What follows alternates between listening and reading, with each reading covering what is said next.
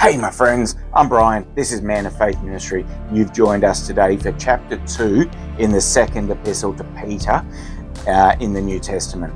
Let's get stuck into it. This chapter is titled The Rise of False Prophets, chapter 2. But false prophets also arose among the people, just as there will also be false teachers among you, who will secretly introduce destructive heresies, even denying the master who bought them, bringing swift destruction upon themselves. Many will follow their sensuality, and because of them the way of the truth will be maligned, and in their greed they will exploit you with false words. Their judgment from long ago is not idle, and their destruction is not asleep. Verse 4.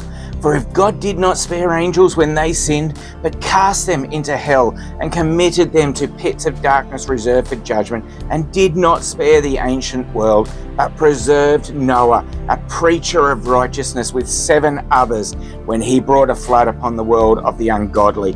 And if he condemned the cities of Sodom and Gomorrah to destruction by reducing them to ashes, having made them an example to those who would live ungodly lives thereafter, and if he rescued righteous Lot, oppressed by the sensual conduct of unprincipled men, for by what he saw and heard, that righteous man, while living among them, felt his righteous soul tormented day after day by their lawless deeds. Then the Lord knows how to rescue the godly from temptation, and to keep the unrighteous under punishment for the day of judgment, and especially those who indulge in the flesh in its corruption, desires, and despise authority. Daring, self-willed, they do not tremble when they revile angelic majesties. Verse 11. Whereas angels who are greater in might and power do not bring a reviling judgments against them before the Lord, but these, like unreasoning animals, born as creatures of instinct to be captured and killed, reviling where they have no knowledge, will in the destruction of those creatures also be destroyed, suffering wrong as the wages of doing wrong. They count it a pleasure to revel in the daytime. They are stains and blemishes, reveling in their deceptions as they carouse with you, having eyes full of adultery that never cease from sin, enticing unstable souls, having a heart trained in greed, accursed children. Forsaking the right way, they have gone astray, having followed the way of Balaam, the son of Beor, who loved the wages of unrighteousness.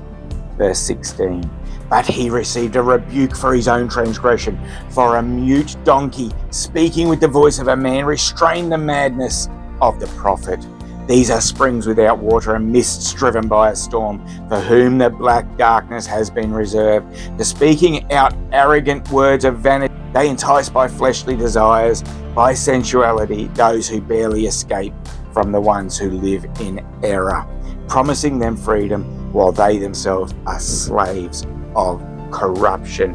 For by what a man is overcome, by this he is enslaved. Verse 20.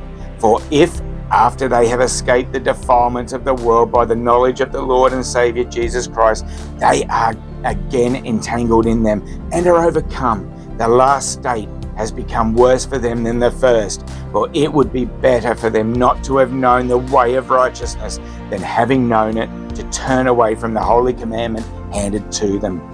Verse 22. It has happened to them according to the true proverb, a dog returns to its own vomit, and a sow after washing returns to wallowing in the mire. That's the end of chapter 2 in the second epistle to Peter. Hope you've enjoyed that. There's one more to go in this series of the second Peter, and then we're going on to 1 John, I believe it is. Next time we've got chapter 3, which is titled Purpose of This Letter. So please join me for that one. Love you being here. Remember to like, comment, share, and subscribe. Till next time, please stay safe, take care. May the Lord bless you greatly today, my friends.